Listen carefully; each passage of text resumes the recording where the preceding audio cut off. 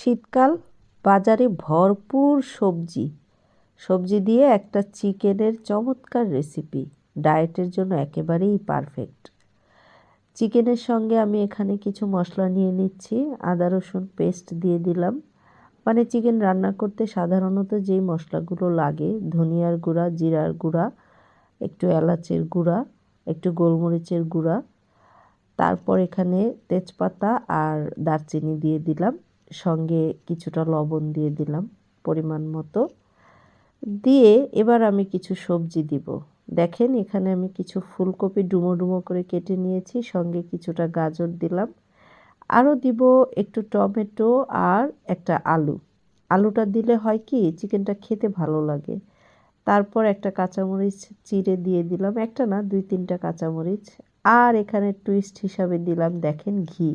আমি কিন্তু এই রান্নাটা ঘি দিয়ে করব, কোনো প্রকার তেল ব্যবহার করব না, সম্পূর্ণ রান্নাটা হবে ঘিতে।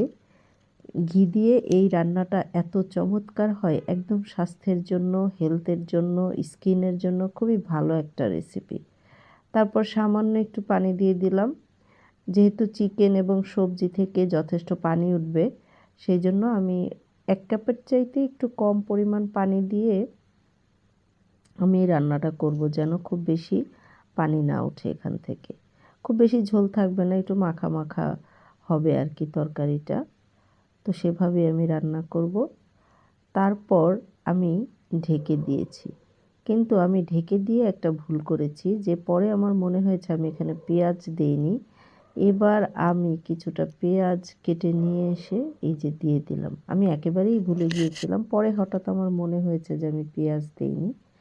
তারপর পেঁয়াজ দিয়ে আমি এখানে ঢেকে দিলাম এবং ঢাকনার এই ছিদ্রটা বন্ধ করে দিলাম। কেন জানেন? কারণ যাতে সুন্দর ফ্লেভারটা ভেতর থেকে বের না হয়ে যায় এবং দমে দমে যেন মাংসটা রান্না হয়। এবার আমি উঠিয়ে নিয়ে একটু নাড়াচাড়া করে দিলাম চিকেনটা।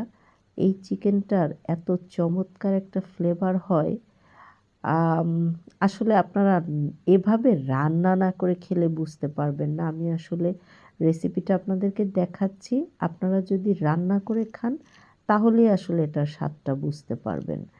এটা একদম হলুদ মরিচ ছাড়া স্বাস্থ্যসম্মতভাবে এত চমৎকার হয়।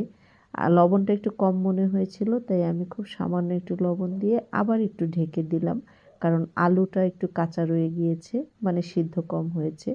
দেখেন কি সুন্দর মাখা মাখা হয়ে গিয়েছে। এখন আমি উপর থেকে একটু ধনেপাতা কুচি ছিটিয়ে দিলাম, যেহেতু অনেক সবজি দিয়েছি ধনেপাতা দিলে ভালো লাগবে।